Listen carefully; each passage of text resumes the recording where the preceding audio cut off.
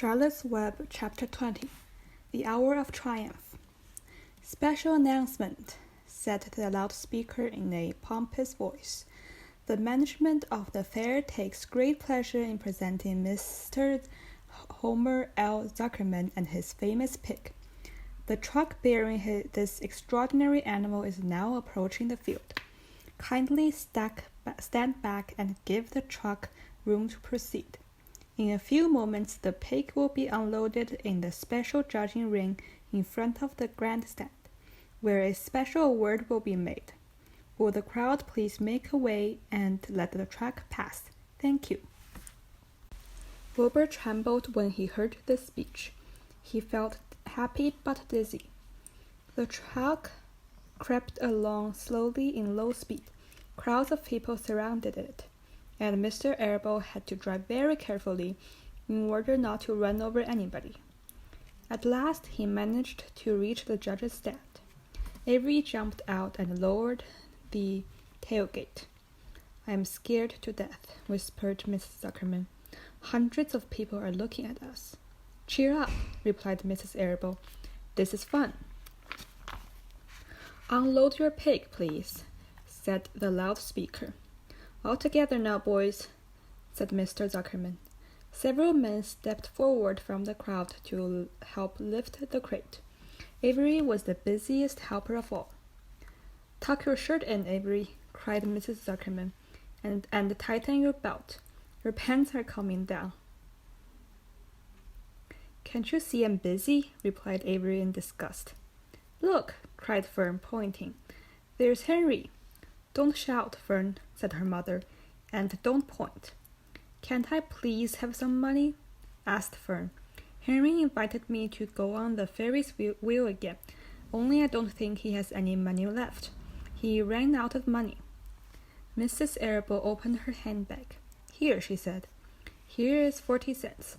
Now don't get lost, and be back at our regular meeting place by the pig pen very soon." Fern raced off, ducking and dodging through the crowd in search of Henry. "The Zuckerman pig is now being taken from his crate," boomed the voice of the loudspeaker. "Stand by for an announcement." Templeton crouched under the straw at the bottom of the crate. "What a lot of nonsense," muttered the rat. "What a lot of fuss about nothing. Over in the pig pen, silent and alone, Charlotte rested.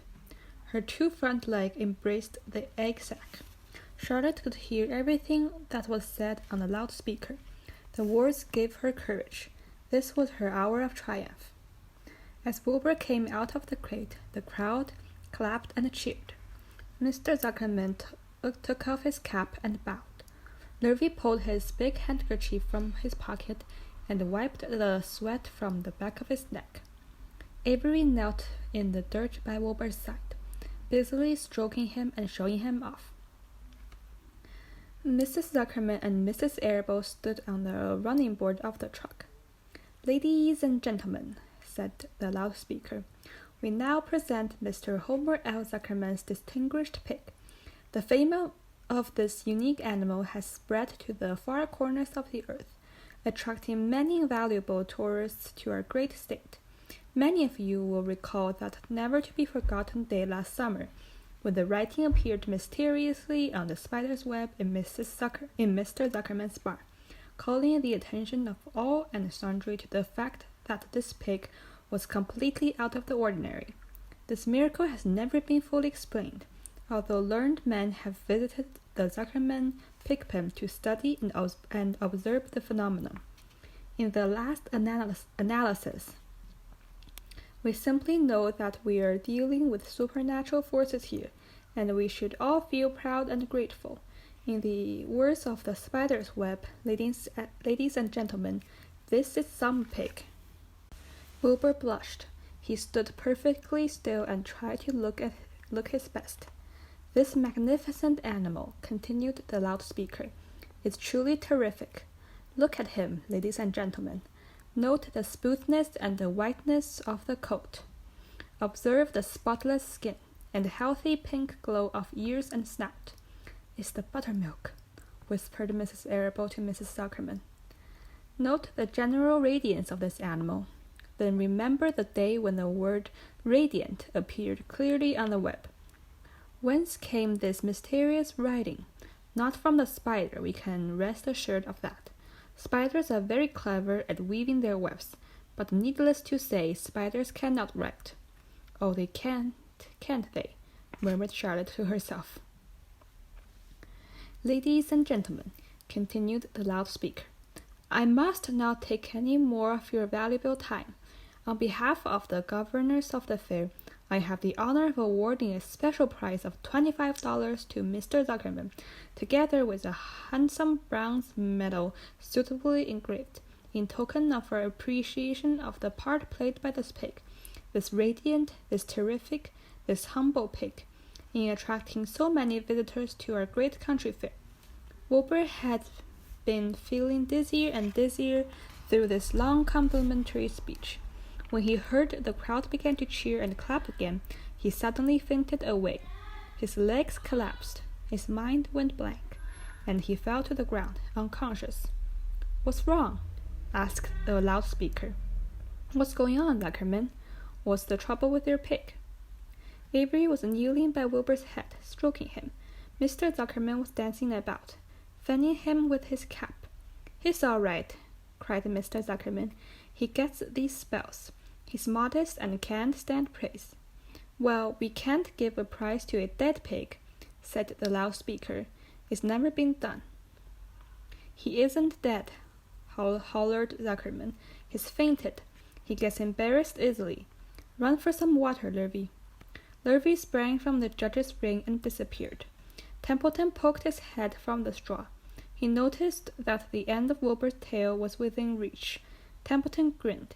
I'll tend to this, he chuckled. He took Wilbur's tail in his mouth and bit it, just as hard as he could bite. The pain revived Wilbur. In a flash he was back on his feet. Ouch! He screamed. Hooray! Yelled the crowd. He's up! The pig's up! Good work, Zuckerman! That's some pig! Everyone was delighted. Mr. Zuckerman was the most pleased of all. He sighed in relief. Nobody had seen Templeton. The rat has done his work well. And now one of the judges climbed into the ring with the prize. He handed Mr. Zuckerman 2 $10 bills and a $5 bill. Then he tied the medal around Wilbur's neck. Then he shook hands with Mr. Zuckerman while Wilbur blushed. Avery put out his hand and the judge shook hands with him too. The crowd cheered. A photographer took Wilbur's picture. A great feeling of happiness swept over Zuckerman's and the Erebos. This was the greatest moment in Mr. Zuckerman's life. It is deeply satisfying to win a prize in front of a lot of people. As Wilbur was being shoved back into the crate, Lurvy came charging through the crowd, carrying a pail of water. His eyes had a wild look. Without hesitating a second, he dashed the water at Wilbur. In his excitement, he missed his aim. The water splashed all over Mr. Zuckerman and Avery. They got soaking wet.